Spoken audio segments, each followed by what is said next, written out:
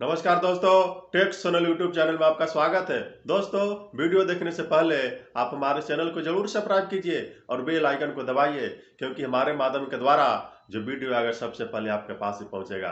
दोस्तों, बताना चाहता हूं इस वीडियो के माध्यम से कि आज का जो फेस्टिवल है बहुत ही इम्पोर्टेंट फेस्टिवल है, जो कार्तिक पूर्णिमा के नाम से जाना जाता है। दोस्तों, ये फेस्टिवल ये क्यों मनाए जाते हैं, ये क्यों इतना फेस्टिवल है, क्यों महत्व है, आइए इसके बारे में कुछ हिस्ट्री बताते हैं।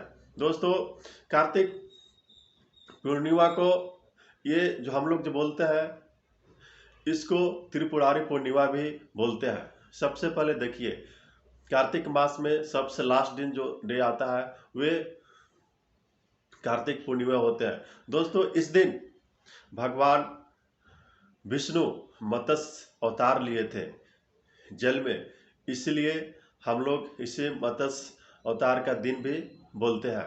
दोस्तों, इस दिन भगवान विष्णु को धूप घी के साथ पूजे पाठ होते हैं। सत्यनारायण भगवान को कथा सुने जाते हैं और इस दिन जो फेस्टिवल जो है उसमें एक्चुअली शाम को जो विभिन्न भारत में पवित्र नदियों में स्नान करने के बाद जो ऐसे देव दीपावली भी मनाए जाते हैं, भगवान को दीपक जलाए जाते हैं। दोस्तों, एक ऐसा फेस्टिवल है जो भारत में ही नहीं बल्कि विश्व में हर एक जगह पर मनाए जाते हैं। जैसे कि नेपाल, भूटान ये देश है जहाँ पर देव दीपावली बहुत ही धूमधाम से मनाए जाते हैं। दोस्तों, एक ऐसा फेस्टिवल है जहाँ पर हमें सभी देशवासियों को शाम में स्नान करने के बाद एक जरूर दीपक जलानी चाहिए देव दीपावली के अवसर पर।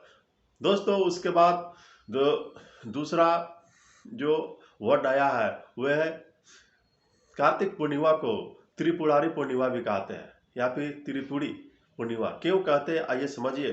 दोस्तों, प्राचीन काल में एक बहुत ही भयानक राक्षस जिसका नाम था त्रिपुरासुर। त्रिपुरासुर एक ऐसा भयानक राक्षस था जो धरती से लेकर पाताल से लेकर ब्रह्मांड तक सभी देवी देवताओं को परास्त कर दिया था। उसका आतंक इतना भयानक था कि आप सोच भी नहीं सकते थे। उसके डंकार से सभी देवी देवताओं को छुपने पड़ता था। इस तरह से वह तांडव बनाता था कि जिधर भी जाता था वे उसका प्रकोप फैल जाता था। उसका आतंक इतना बढ़ गया था, पृथ्वी से लेकर आसमान तक चारों दिशाओं में, चारों दिशाओं में नहीं बल्कि 10 दिशाओं हम लोग बोलते थे, जहां पर प्राणी त्राहिमाम त्राहिमाम करते हुए नजर आते थे। दोस्तों, त्रिपुरासुर एक ऐसा भयानक राक्षस जिसका मुकाबला करने के लिए देवताओं के पास सक्षम नहीं थे।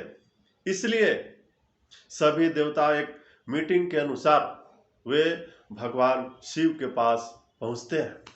पहुंचने के बाद उनसे विनती करते हैं, हे देव, त्रिपुरासुर का आतंक इतना भयानक हो गया है कि धरती में मनुष्य प्राणी से लेकर वे आकाश पाताल हर एक जीव जंतुओं को बहुत पीड़ा पहुंचा रहे हैं, क्योंकि उसका तांडव ऐसा था कि आप सोच भी नहीं सकते थे। इसीलिए भगवान शिव जो थे से निश्चय लिए थे त्रिपुरासुर को वध करने के लिए। वे निकल पड़े देवताओं को उनके रिक्वेस्ट पर। दोस्तों, त्रिपुरासुर और भगवान शिव यानी हर हर महादेव के बीच ऐसा भयानक महामुकाबला युद्ध हुआ था। एक ऐसा युद्ध जिसमें आप सोच भी नहीं सकते थे, क्योंकि त्रिपुरासुर के पास ऐसा ऐसा शक्ति था जिसको जवाब कोई सभी देवी देवताओं के पास नहीं था। वे जो रिप्लाई था उनका सिर्फ भगवान शिव के पास थे। इतना भयानक ये युद्ध बहुत दिनों तक चला।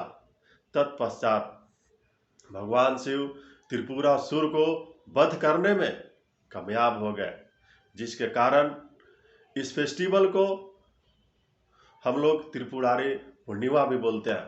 दोस्तों, जिसके कारण भगवान शिव का जो नाम आता है वे त्रिपुरारी भी कहते हैं। दोस्तों, जिसके कारण वे वध किए थे, तो पृथ्वी पर या फिर आकाश पाताल सभी दिशाओं में उसका आतंक समाप्त हो गया था, सब भयमुक्त हो गए थे। इसीलिए भगवान शिव को हम लोग त्रिपुरारी कहते हैं। दोस्तों, कार्तिक पूर्णिमा के दिन भगवान शिव का लड़का कार्तिकेय का जन्म हुआ था। इसलिए इस फेस्टिवल को हम लोग कार्तिक पूर्णिमा भी कहते हैं।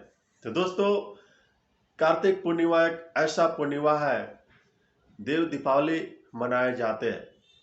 तो आप भी अगर जहाँ पर भी है इस फेस्टिवल को जरूर कीजिए, जरूर मनाइए। एटलीस्ट शाम में भगवान के सामने जरूर दीपक जलाइए, भगवान शिव हो या फिर गॉड विष्णु हो। दोस्तों, इस तरह के वीडियो के लिए आप हमें जरूर सब्सक्राइब कीजिएगा। धन्यवाद।